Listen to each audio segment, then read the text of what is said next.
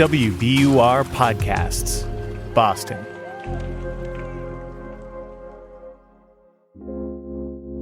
I'm Darryl C. Murphy, and you're listening to The Common. Another election day is in the books. I voted by mail, but I still got up early in the morning to head to the polls. I went to talk to voters in East Boston to see how they were feeling about this election. WBUR reporter Walter Wuthmann did the same in Dorchester, so he and I linked up to compare notes for a vibe check on local voters. I started the day at Florian Hall, which is the firefighters union hall down at the very southern tip of Dorchester. And then I moved up to Dorchester House and then up to the Salvation Army Kroc Center in Roxbury before coming back here to the station. How was it? Paint the picture for us. Each place was a little different. I started the day at Florian Hall because I know it tends to be a pretty high turnout precinct. How's it going? What brought you out this morning? Yeah, so... People were pulling into the parking lot even before the doors opened at 7 a.m.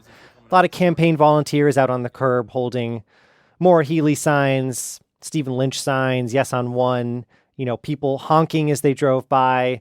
Very much a typical election day scene, which I was actually a little bit surprised to see because state officials have been predicting that this is going to be a low turnout election. But as I went up further into Dorchester and Roxbury, the polling places were definitely a little quieter. At the Kroc Center, I actually had this really interesting conversation with a guy named Domingos de Rosa. Some listeners might recognize his name. He's a long-term community activist. He was volunteering out on the curb for Christopher Worrell, who's running for state representative. And he and a couple other people were the only campaign representatives out there, which is a pretty big contrast to Florian Hall down in southern Dorchester. And DeRosa was telling me basically, yes, this is a low turnout area, but it's kind of perpetuated by the fact that the campaigns aren't here. He doesn't see the high profile candidates here. They should be here visibly here so people can see them. I know it's a statewide race, especially for the governor's level, but you should be in areas where impacted by a lot of the issues you bring up during your campaign. And we don't see that here. I've yet to see a governor candidate here in Roxbury on Dudley Street on election day. That's really interesting because I'm thinking back to some other conversations we've had with Javier Marin, CEO and publisher of El Planeta, and he said something similar, that a lot of the candidates haven't put much effort into reaching out to Latino voters, much in the same way you just mentioned.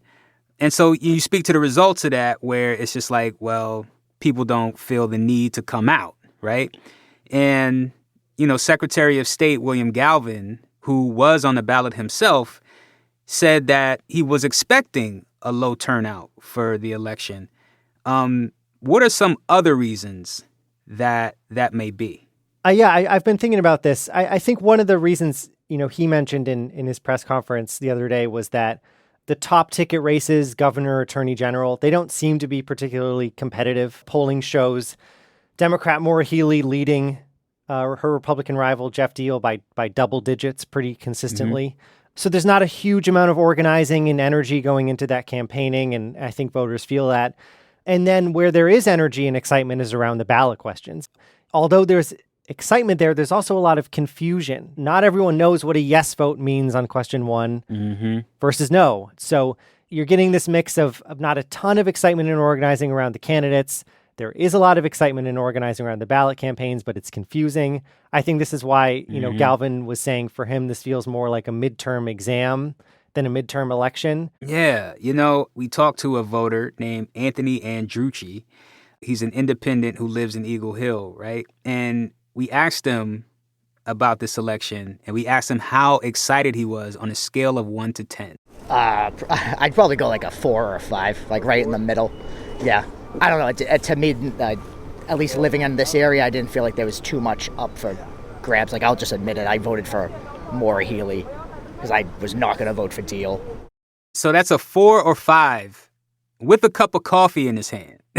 You know what I mean? So that's pretty bad. Yeah, it's telling. And for the people you spoke to this morning, what ballot measures were people mostly interested in? Yeah, the ones I heard brought up the most were question 1, the millionaire's tax, and question 4, about protecting this law that allows undocumented people to get driver's license here in the state. So I spoke to a voter outside Flooring Hall in Dorchester. His name was Seamus Buckley. He's supporting question 1. He says he comes from a union family. His father was a steel worker. So he's really into this idea of, raising taxes on the wealthiest earners to pay for more public services. I think question 1 is something I definitely, the millionaire's tax, something I've heard about a lot growing up. So I definitely want to see that get passed. I heard a lot about those two. I'm curious if it's question 1 and 4 that you also heard the most of when you were out in East Boston. So, yeah, a lot of people were interested in question 1 and question 4. But actually, Anthony Andrucci, the person who was a 4 or 5. With his coffee. A caffeinated 4 or 5, had said that question 2 was a ballot question that he was interested in. I voted yes on the dental one. That was the one I thought about the most. Like, I thought about it, and I don't know, that's the one, because it seems like that one might affect me personally the most. But question 1 and question 4 seem to be the big ones on the ballot. Even in some cases, I don't know, I almost felt like even more so than the candidates themselves. You know what I mean? Yeah, and I found in my reporting just on the campaigns that the candidates are often aligning themselves with the ballot questions.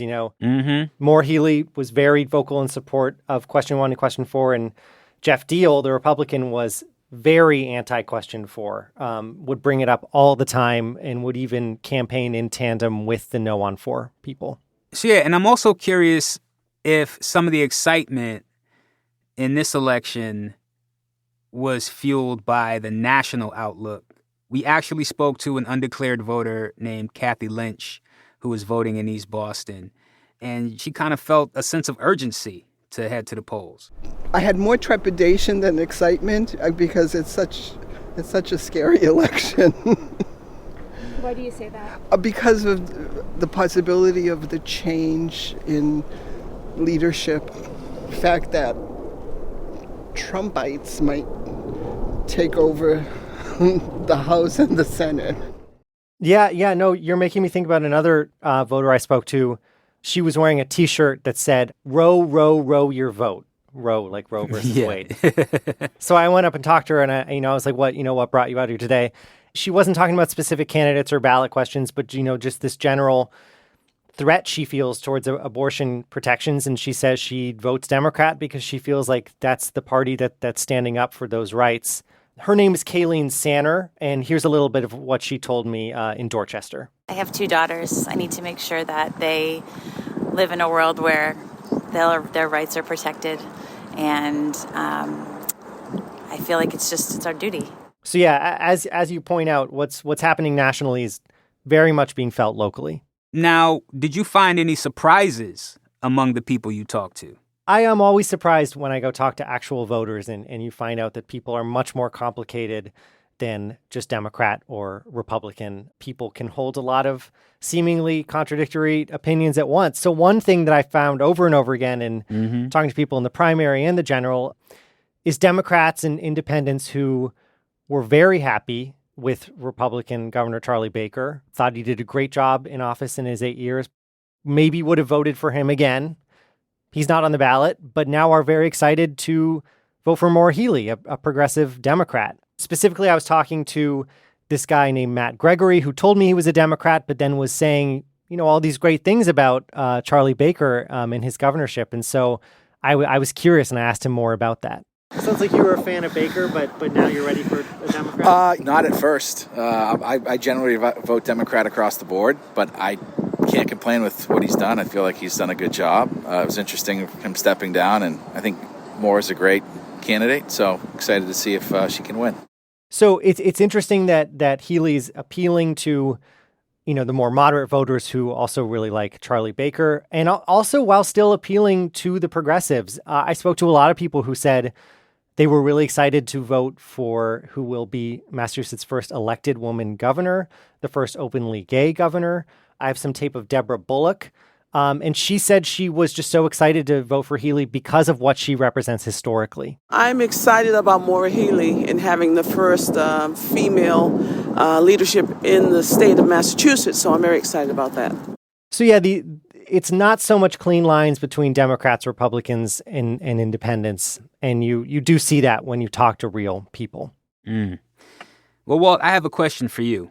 After all your coverage, having gone out to the polls, talking to voters, in one sentence, how would you summarize this election? Possibly low turnout, maybe a little sleepy out there, but really important issues and a historic slate of candidates here in Massachusetts. Right on. Well, Walt, thank you, man. I appreciate it. And yeah, go ahead and take a nap. Thank you. That's WBUR reporter Walter Wuthmann.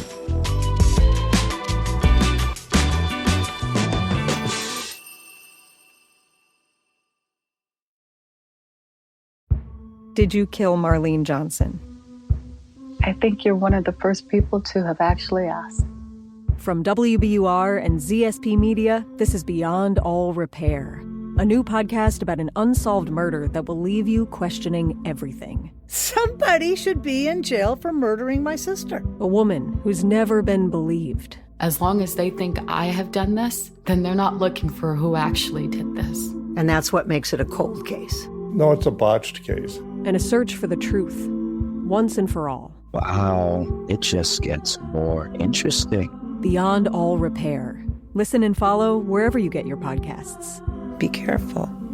You're digging in a place that's been very peaceful for a while. Do it anyway. Dig.